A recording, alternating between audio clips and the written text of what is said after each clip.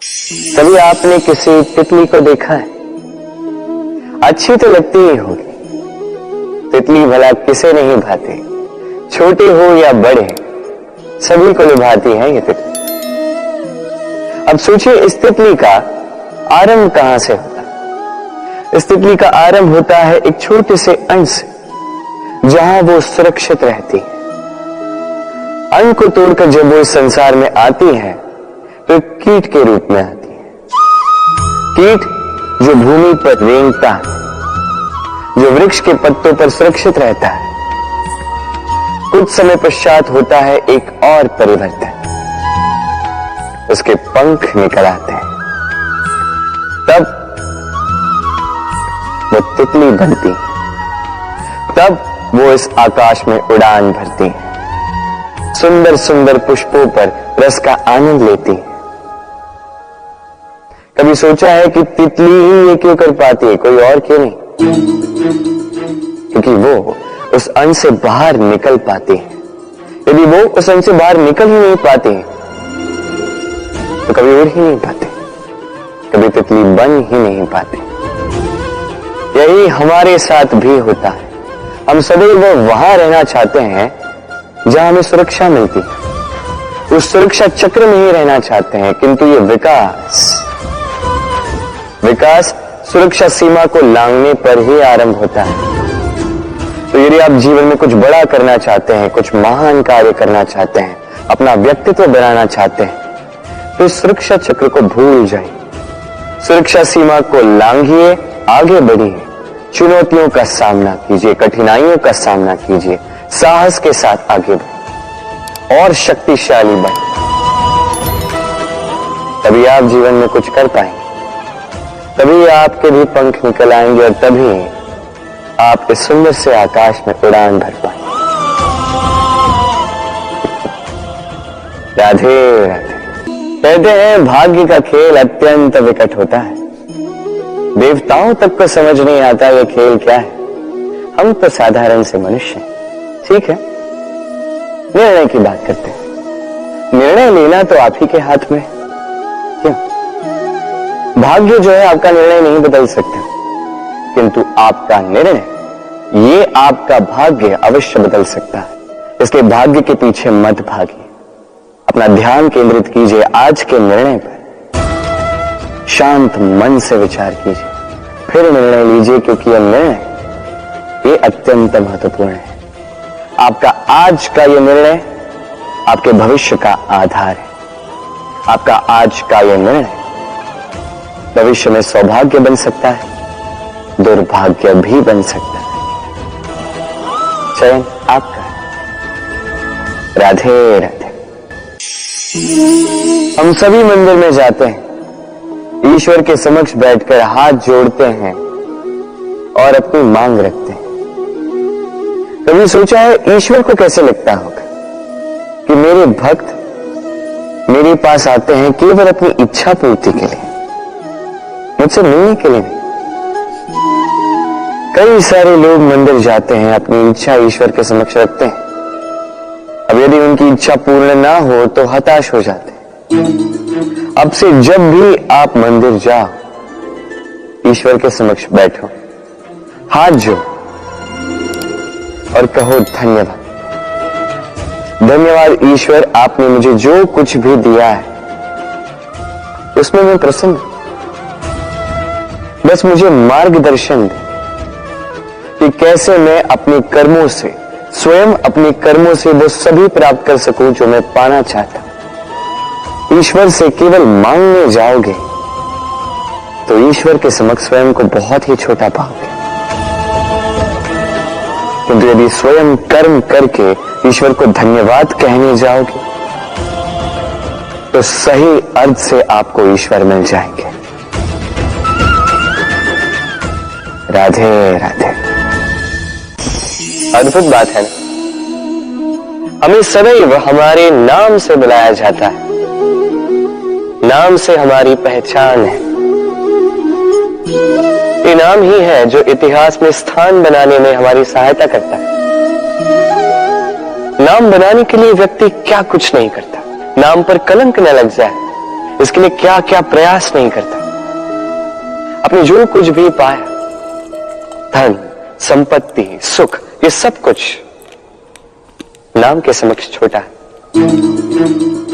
नाम सबसे ऊपर रह जाता है। ये नामकरण संस्कार सदैव हमारे लिए अत्यंत महत्वपूर्ण होता है। अब आपको क्या लगता है मैं किस नाम की बात करूं? वो नाम जो हमने जन्म से पाया? नहीं, मैं उस नाम की बात कर रहा हूं जो हमने हमारे कर्मों से अर्जित की। जो जन्म से प्राप्त हुआ वो मृत्यु के साथ चला जाएगा। ये तो जो नाम कर्मों से प्राप्त होता है वो हमें अमर करता है। माता पिता से हमें जन्म मिला, जन्म से मिले संबंधी, समाज से मिले मित्र, प्रकृति से मिला भोजन। यदि कुछ ऐसा है जो हमने स्वयं पाया तो वो है हमारे कर्मों का फल। वो है वो नाम जो हमने कर्मों से अर्जित किया। इसलिए सदैव श्रेष्ठ कर्म कीजिए और मेरे साथ प्रेम से कहिए राधे राधे। ईश्वर ने बेलों को खड़े रहने की शक्ति नहीं दी, ईश्वर ने यह शक्ति दी वृक्ष को। इसलिए बेलें वृक्ष का सहारा लेके खड़ी रहती, उसी पर फलती। अब ये बेलें दो प्रकार की होती, एक वो जो इस वृक्ष पर खिलती है, पुष्प गाती है, स्वयं भी सुंदर दिखती है, वृक्ष को भी सुंदर बनाती। दूसरी वो जो वृक्ष को पूर्णतः सुखा देती, उसकी प्राण शक्ति उससे सोख लेती और अंत में स्वयं भी मुरझा जाती। स्मरण रखिए, यदि कोई व्यक्ति सदैव आपके साथ खड़ा रहा, सदैव आपका संबल बनकर रहा, सदैव उसने आपकी सहायता की है, और यदि आप उसके साथ छल करोगे तो आपका पतन निश्चित है। ऐसा कभी ना करें। सदैव ऐसे लोगों को प्रेम दे, सम्मान दे और मेरे साथ आनंद से कहें राधे राधे। मनुष्य भी कितना विचित्र प्राणी है, सदैव संघर्ष करता है, सदैव प्रयास करता है कि वही सबसे बड़ा बने, प्रयास करता है कि उसके समक्ष सबके शीश झुके हुए और उसके लिए सबसे पहले शक्ति प्राप्त करने का प्रयास करते हैं। शक्ति प्राप्त कर भी लेते हैं और उसके भय से सबको अपने समक्ष झुकाते हैं, किंतु एक महत्वपूर्ण बात भूल जाते, समझ ही नहीं पाते। चलो मैं आपको उदाहरण देता हूं। कभी आपने किसी वृक्ष को देखा होगा, उसकी डालियां देखी होंगी जो फल के बोझ के कारण झुक जाती, तो फल टूटता है, पुनः ऊपर जाती, फिर एक और फल देती, वो टूटता है, पुनः ऊपर जाती, सदैव झुकी हुई नहीं रही। कभी कभी चलते चलते आपने देखा होगा, कभी आपका पांव किसी पौधे पर पड़ जाए तो पौधा दब जाता है, किंतु जैसे ही पांव हटाओ पौधा पुनः खड़ा हो जाता है। स्मरण रखिए, यह अत्यंत महत्वपूर्ण बात। जो शीश भय से आपके समक्ष झुकते हैं वो विरोध में सबसे पहले खड़े रहते हैं। आप जीती, सबको जीती है, किंतु बल के भय से नहीं, उन्हें जीती है प्रेम के समझ से। राधे। चाहे नदी हो चाहे सागर, ये नौका हमें इसे पार कराती है। ये नौका भी कभी कभी डूब जाती है। अब यहीं पे छिपी है एक सीख। अथाह जल के मध्य में नौका रहती है, किंतु फिर भी डूबती नहीं। ये डूबती तब है जब वो जल नौका में प्रवेश कर जाता है। जैसे जैसे जल का स्तर नौका में बढ़ता है, नौका डूब जाती है। अब यही हमारे साथ भी होता है। बाहर की सारी समस्याएं, सारी विपदाएं, सारे संकट, सारे दुख, ये हमें तोड़ नहीं सकते जब तक हम इसे अपने भीतर प्रवेश नहीं करने देते हैं। एक बार इन्होंने प्रवेश कर दिया, हम टूट जाएंगे, हम डूब जाएंगे। इस मन में पहले ही प्रेम और विश्वास भर दीजिए। जीवन में कितना भी बड़ा संकट क्यों ना आए, आपको कभी तोड़ नहीं पाएगा। राधे राधे। आइए इस पौधे से मिलिए। मेरे लिए ये पौधा अत्यंत प्रिय है। मैं इस पौधे से बहुत प्रेम करता हूं। अब सोचिए, यदि इसी प्रेम में मैं इसे दिन में 6 बार जल दूं, तो क्या इसका विकास और अच्छे से होगा? क्या वो इसके लिए शुभ होगा? कदापि नहीं। इसकी जड़ें गल जाएंगी। इसकी जड़ों में जो जल सोखने की शक्ति है वो समाप्त हो जाएगी। तो आवश्यक क्या है? आवश्यक है कि उचित मात्रा में इसे जल दिया जाए। आवश्यक है कि उचित समय के पश्चात इसे जल दिया जाए। आवश्यक है कि इसे सूर्य का ताप भी सहना होगा। आवश्यक है कि हर कार्य मर्यादा में होना चाहिए। अब यही भूल अधिकतर माता पिता कर बैठते हैं। अपनी संतान से इतना प्रेम करते हैं और उसमें संतान की हर आवश्यकता पूर्ण करते हैं, हर एक वस्तु उसे देते हैं, हर एक बात करते हैं, और ऐसे में उस संतान के विकास में स्वयं ही बाधा बन जाते हैं। ऐसा मत कीजिए। ये यात्रा संतान की भी है।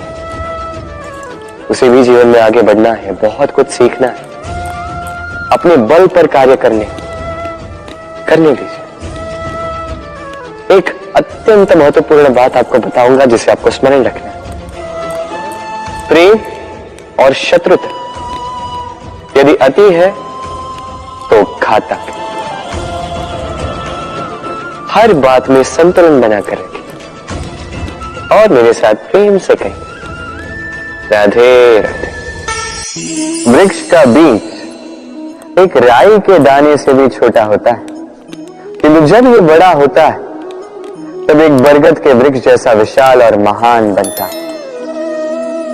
गंगा नदी, इसका आरंभ होता है एक छोटी सी पतली सी धार से, फिर वो धारा में परिवर्तित होती है, फिर नदी में परिवर्तित होती है और फिर महानदी में परिवर्तित होती है। क्या आप समझ रहे हैं जो मैं आपको समझाने का प्रयास कर रहा हूं? मैं आपको यह समझा रहा हूं कि प्रारंभ करने के लिए महान होने की आवश्यकता नहीं है, किंतु हां, महान बनने के लिए प्रारंभ करना अति आवश्यक है। प्रारंभ कीजिए। आपका छोटा सा ये प्रारंभ आपके लिए प्रारब्ध बन सकता है। प्रारंभ कीजिए तो सही, आपका गंतव्य आपकी प्रतीक्षा कर रहा है। राधे राधे। उपहार किसी के लिए वस्तु है तो किसी के लिए भाव, किंतु उपहार भाता सभी को है। अब यदि पूछा जाए कि उपहार कैसा होना चाहिए, तो कोई कहेगा कि ऐसा उपहार होना चाहिए जिसे हम स्वर्ण और चांदी के साथ माप सकें। कोई कहेगा ऐसा उपहार होना चाहिए जिससे व्यक्ति का मन प्रफुल्लित हो जाए, उसे आनंद मिले। उपहार व्यक्ति जो दे सकता है वो तो निर्भर करता है उसकी आर्थिक परिस्थिति पर, किंतु उपहार जो भी हो उसमें एक भाव की कमी कभी नहीं होनी चाहिए, और वो भाव है प्रेम का भाव। स्मरण रखिएगा, प्रेम से बड़ा कोई उपहार नहीं, और यदि प्रेम का उपहार आपको मिलता है तो इससे बड़ा कोई सम्मान नहीं। राधे राधे।